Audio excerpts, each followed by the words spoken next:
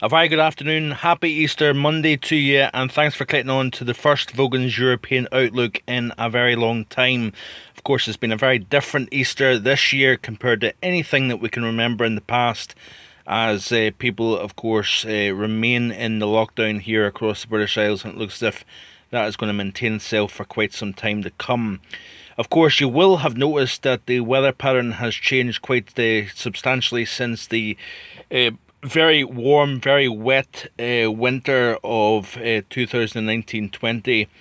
A very strong polar vortex aided by a positive Indian Ocean dipole back in the autumn of last year, and of course the Madden-Julian oscillation has been a big player as well, sticking to the warm phases of 6, 7 and 8, which essentially held a super strong polar vortex and very strong westerly winds, not just across the Atlantic but also across the Pacific, bringing what has very likely been the warmest winter on record for the entire Northern Hemisphere.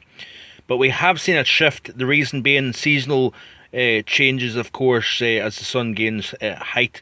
We've also seen the Madden-Julian oscillation start to progress into phases 1, 2 and 3, and that has basically given the atmosphere a bit of a kick, flick the skipping rope, and you see that ripple effect throughout the Northern Hemisphere. And that what has happened is we're seeing blocking now starting to redevelop in areas that we hoped we would see back during the winter season, of course.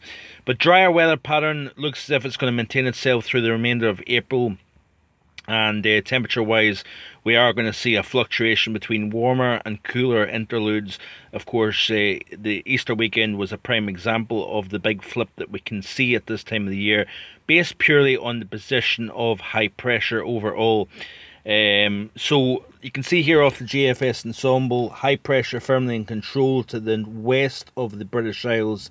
But what we're going to start to see taking place is that area of high pressure seen by the GFS ensemble will build to the north of the British Isles. What we may see is actually wetter weather developing across Iberia, across France, and even into the southern half of the UK.